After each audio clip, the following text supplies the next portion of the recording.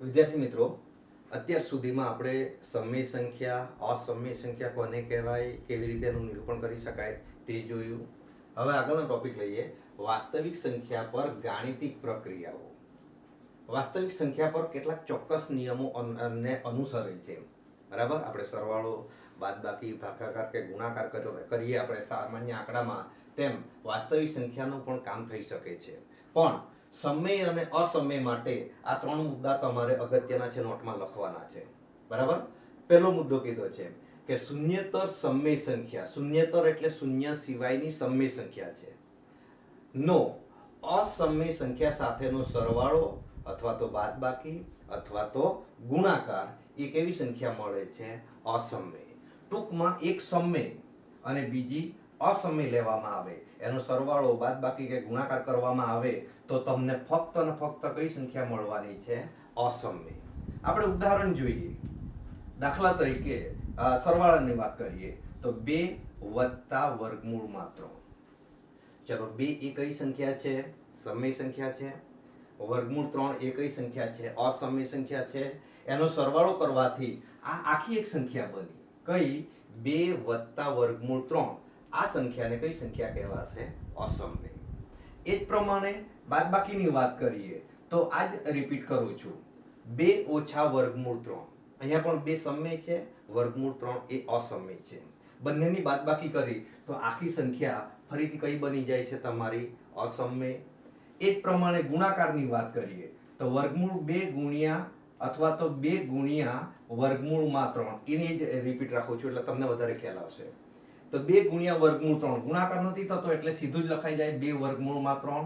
આ સમય છે, આ અસમય છે, પણ જે ગુણાકારનો જવાબ મળે છે તે કઈ સંખ્યા મળે છે? અસમય. મતલબ યાદ રાખવાનું છે તમારે, ખાલી જગ્યા OMR માં આ વસ્તુ પૂછી શકાય કે એક સમય સંખ્યા હોય ને એક અસમય સંખ્યા હોય, એનો સરવાળો, બાદબાકી કે ગુણાકાર બધી જ કઈ સંખ્યા મળે છે તમને? અસમય. બીજો મુદ્દો યાદ રાખીએ કે શૂન્યતર સમય સંખ્યા, અહીંયા પણ શૂન્ય સિવાયની સમય સંખ્યા લેવાની છે. અસમય સંખ્યા વડે ભાગતા ભાગફળ અસમય મળે છે. બરાબર, એટલે સમય સંખ્યા તો હું સમય સંખ્યા લખું છું 2. અસમય સંખ્યા વડે ભાગવાનું છે એટલે મેં છેદમાં લખેલું છે ભાગાકાર સ્વરૂપમાં. કઈ છેદમાં લખવાની છે? અસમય. દાખલા તરીકે વર્ગમૂળમાં 3. તો જે ભાગફળ એટલે આ જે જવાબ દેખાય છે 2/વર્ગમૂળ 3 એ કઈ સંખ્યા કહેવાશે? તમારી અસમય. તો આ પ્રમાણે બીજું વાક્ય પણ યાદ રાખીશું કે સમય અને અસમય સંખ્યાનો ભાગાકાર કરવામાં આવે તો પણ એ હંમેશા તમને શું મળશે? અસમય સંખ્યા. ત્રીજો મુદ્દો ખૂબ અગત્યનો છે આપણા માટે, OMR માટે, કે બે અસમય સંખ્યાનો, બે અસમય, બંને અસમય સંખ્યા છે, સમય લેવાની નથી, એનો સરવાળો કરો, એની બાદબાકી કરો, એની ગુણાકાર કરો અથવા તો એનો ભાગાકાર કરો, જે જવાબ મળશે એ સમય પણ મળશે અને અસમય પણ મળશે. રકમ, સંખ્યા કઈ લખાય તેના પર ચાલે છે. દાખલા તરીકે એક ઉદાહરણ જોઈએ આપણે. નંબર 1 કે 2 + વર્ગમૂળ 3 આ એક સંખ્યા છે અને 2 - વર્ગમૂળ 3 આ બીજી સંખ્યા છે. બંનેનો પહેલા સરવાળો કરીએ. બરાબર, તો બંનેની વચ્ચે આપણે સરવાળો લખીએ. ચલો, સરવાળો કરવાથી શું થવાનું? સાદુરૂપ હવે તમને આવડવું જોઈએ. આના પછીના દાખલા સાદુરૂપના જ છે અને એમાં પ્રેક્ટિસ કરશો તો જ તમને આવડશે. સાદુરૂપના નિયમો 2 જ છે, કંઈ અઘરા નથી આપણી પાસે. તો સાદુરૂપ કેવી રીતના હું આપું છું તે જોઈ શકો તમે. આ બંને અસમય સંખ્યા છે, એનો સરવાળો લીધો છે. તમે જોઈ શકો +વર્ગમૂળ 3 અને -વર્ગમૂળ 3, એટલે કે +વર્ગમૂળ 3 -વર્ગમૂળ 3, વત્તા અને ઓછા, પ્લસ અને માઇનસ હોવાથી લોપ થઈ જાય છે. શું બાકી રહે છે? 2 + 2 બરાબર કેટલા મળે છે તમને? 4. ચલો, 4 એ કઈ સંખ્યા કહેવાશે? સમય સંખ્યા કહેવાશે કે અસમય સંખ્યા? તો હવે તમને ખબર પડી જ જાય છે કે 4 એ કઈ સંખ્યા છે? સમય સંખ્યા છે. ચલો, બીજું ઉદાહરણ લઈએ આપણે બાદબાકી માટેનું. બરાબર, કે 2 વર્ગમૂળ 3 પછી 5 વર્ગમૂળ 3 અને વર્ગમૂળમાં 3. ચલો, મેં 3 ને 3 અસમય સંખ્યા લીધી છે, બેના બદલે એક વધારે લીધી છે. આપણે બાદબાકીની વાત કરવી છે તો વચ્ચે હું ઓછા કરી દઉં છું. ચલો એનું સાદુરૂપ શું થશે મિત્રો, કાળજી રાખજો, અથવા તો આને હું પ્લસ લઈ લઉં એટલે તમને તકલીફ નહીં પડે, સમજ વ્યવસ્થિત રીતે પડે. ચલો અહીં તમે જોઈ શકો કે 3 ને 3 અસમય સંખ્યા છે. બીજું કે 3 ને 3 માં વર્ગમૂળ 3 છે, બરાબર. તો આ 2 વર્ગમૂળ 3 અને આ 5 વર્ગમૂળ 3, બરાબર. તો 2 ને 5 કેટલા થવાના? 7. એટલે કે 7 વર્ગમૂળમાં 3 આનો જવાબ આવવાનો. આ 2 નું સાદુરૂપ આપ્યું છે કે 5 ને 2 7 વર્ગમૂળ 3, બંને બાજુ પાછળ વર્ગમૂળ 3 હોવાથી આગળની સંખ્યાનો સરવાળો થાય, ઓછા વર્ગમૂળ 3. ચલો વર્ગમૂળ 3 એટલે આની આગળ કેટલા કહેવાય? 1. તો 7 વર્ગમૂળ 3 માંથી 1 વર્ગમૂળ 3 જાય તો કેટલા મળે છે? 6 વર્ગમૂળમાં 3. હવે 6 વર્ગમૂળ 3 એ તમે જ નક્કી કરી શકો ખરેખર એ કઈ સંખ્યા છે? અસમય સંખ્યા છે, બરાબર. તો આ પ્રમાણે સરવાળો બાદબાકી કરીએ તો નક્કી નથી, કદાચ સમય સંખ્યા પણ મળે અને કદાચ અસમય સંખ્યા પણ મળે.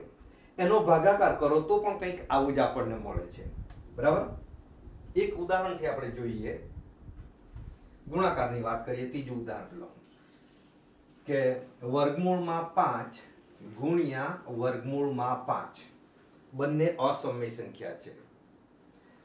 બંનેનો ગુણાકાર બંને વર્ગમૂળની અંદર હોવાથી એનો સીધો ગુણાકાર થશે, એટલે 5 ગુણ્યા 5 વર્ગમૂળની અંદર કેટલા થવાના? 25. અને 25 નું વર્ગમૂળ કેટલું નીકળે છે? 5. ચલો હવે 5 સંખ્યા કઈ કહેવાશે? તો 5 એ કઈ સંખ્યા છે? સમય સંખ્યા છે. તો આ પ્રમાણે ફરીથી 3 ને 3 નિયમ યાદ કરીએ કે સમય વત્તા અસમય તો અસમય જ મળશે. સમય વત્તા અસમયનો ભાગાકાર કરવામાં આવે તો પણ તે કઈ સંખ્યા મળે છે? અસમય. પણ બંને અસમય લેવામાં આવે, એનો સરવાળો બાદલો કે બાદબાકી કે ગુણાકાર કે ભાગાકાર, તો કોઈક વખત સમય પણ મળશે અને કોઈક વખત તમને કઈ સંખ્યા મળશે? અસમય સંખ્યા. તો આ રીતે સમય અને અસમય સંખ્યા જો આપણે પરફેક્ટ ઓળખતા હોઈશું તો મિત્રો 10મા ધોરણમાં આપણને મુશ્કેલી નહીં પડે. વિદ્યાર્થી મિત્રો, સંખ્યા રેખા પરનો છેલ્લો દાખલો. ભૌમિતિક રીતે 3.5 નું વર્ગમૂળ, એટલે કે વર્ગમૂળ 3.5 ને તમારે સંખ્યા રેખા પર મેળવવું હોય તો કેવી રીતે મેળવાય? મિત્રો 3.5 નું વર્ગમૂળ આપણે જાતે શોધી શકતા નથી, અથવા તો શોધીએ તો લાંબી રીત છે. આપણે 3.5 નું વર્ગમૂળ કાઢવું હોય તો કોનો ઉપયોગ કરીએ? કાં તો કેલ્ક્યુલેટરનો કાં તો મોબાઈલની અંદર આવેલા કેલ્ક્યુલેટરનો ઉપયોગ કરવો પડે છે. તો આનું વર્ગમૂળને સંખ્યા રેખા પર કેવી રીતે દર્શાવી શકાય એ સ્ટેપ, અને મિત્રો આ દાખલો મોસ્ટ આઈએમપી, તમારે વારંવાર પ્રેક્ટિસ કરીને દાખલો તૈયાર કરવાનો છે. પછી 3.5 હોય કે જે હોય તે, બરાબર. બધા દાખલા એક સરખી રીતે જ ગણાશે. ચલો તો સંખ્યા રેખા પર કેવી રીતના આપણે એને 3.5 નું વર્ગમૂળ કેવી રીતે મેળવી શકાય છે તે જોઈએ. તો સૌ પ્રથમ એક કિરણ લો. એ કિરણનું નામ AX આપો. શું નામ આપવાનું છે? કિરણ AX. હવે માપપટ્ટીનો ઉપયોગ કરીને, માપપટ્ટી પર મિત્રો અહીંયા તમે જોઈ શકો 1 2 3 4 5 આ જ માપ લેશો તો એ વાંધો નથી, બરાબર. તો 3.5 તો એથી 3.5 સેન્ટીમીટર માપીને તમારે એક બિંદુ લેવાનું છે B. કયું બિંદુ લેશો? B. તો A થી B સુધીનું અંતર 3.5 ગણવાનું થાય, બરાબર. તો એની સાથેના મુદ્દા અહીંયા ફરજિયાત આપણે લખવા પડશે. ફરીથી વિદ્યાર્થી મિત્રો, પહેલા મુદ્દામાં શું કામ કર્યું તો તમે આકૃતિમાં જોઈ શકો કે AB બરાબર, અથવા તો પહેલું કામ કિરણ દોર્યું તે લખો કે કિરણ AX દોરો, પહેલો મુદ્દો. બીજો મુદ્દો, એ કિરણ પર શું કામ કર્યું તો AB બરાબર 3.5 એકમ આપણે લીધા.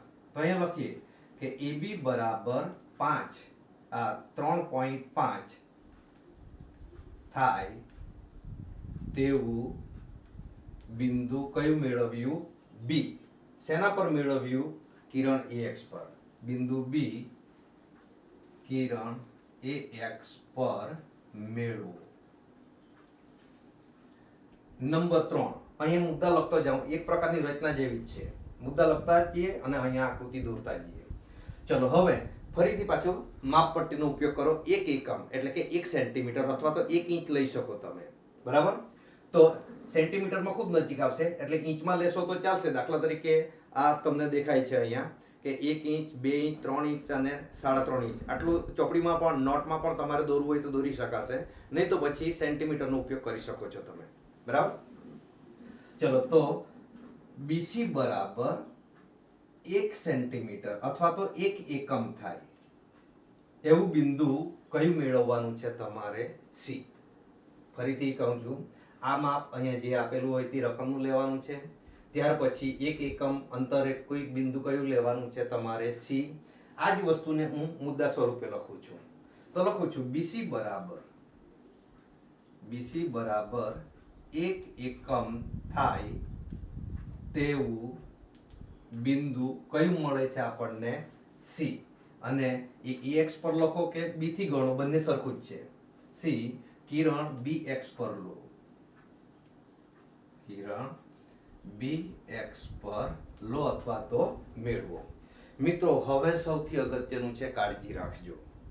મારી પાસે સાધન નથી પણ હું બતાવું છું કે A અને C પર તમારે એનું મધ્ય બિંદુ મેળવવું છે.